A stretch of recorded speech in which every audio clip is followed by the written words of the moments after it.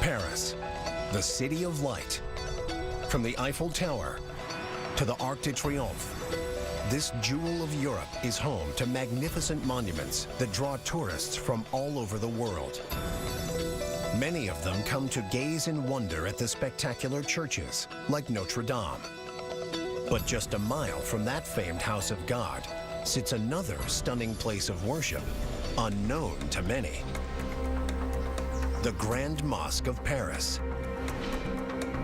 The Grand Mosque of Paris is a wonderful structure on the left bank. It is the central focus of Islam in Paris, and indeed, it is probably the most distinct and important Muslim architectural institution in all of Europe.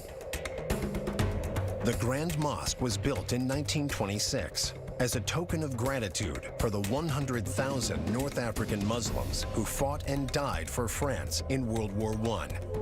It is a marvel of design and beauty.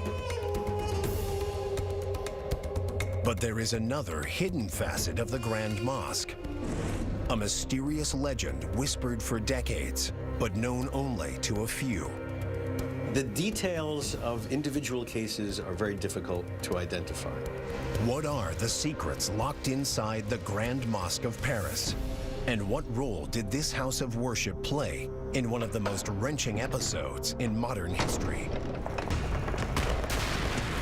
9 months into World War II, German forces conquer France and set up the Vichy government. The collaborationist regime assists in carrying out Adolf Hitler's Nazi program, which includes rounding up Jews and sending them to concentration camps.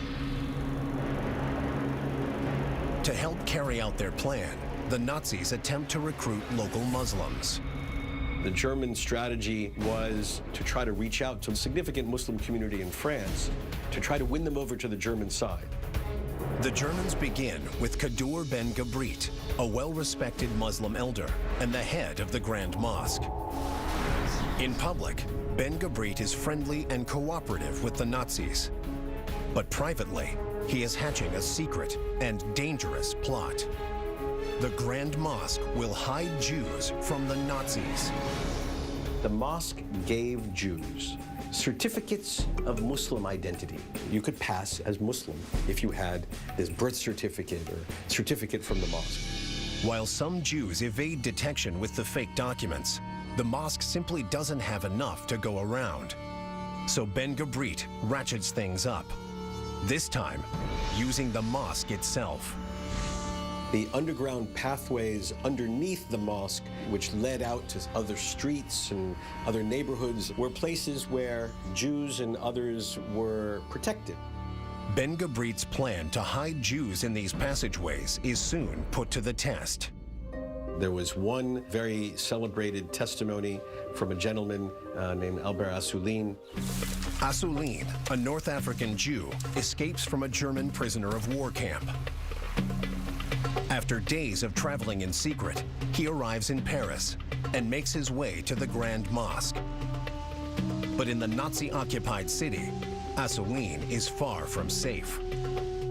While he and other Jews are hiding inside, German soldiers suddenly raid the mosque.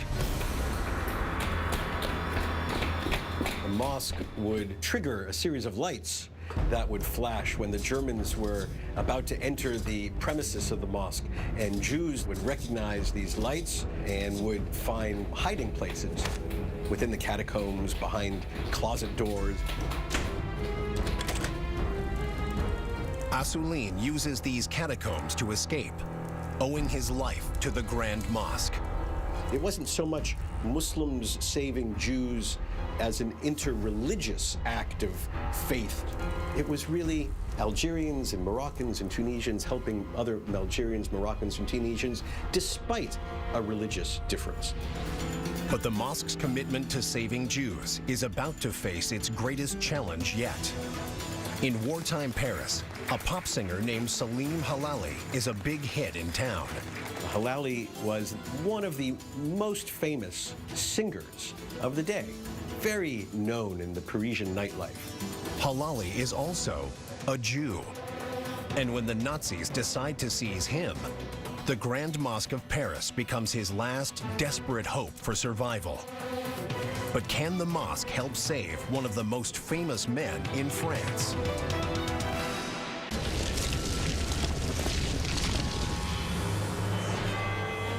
France, the Grand Mosque of Paris.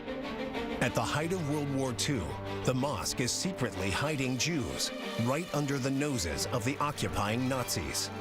There was a natural willingness of some of the leaders of the mosque to assist countrymen who were facing severe life-threatening danger because of the Nazi occupation.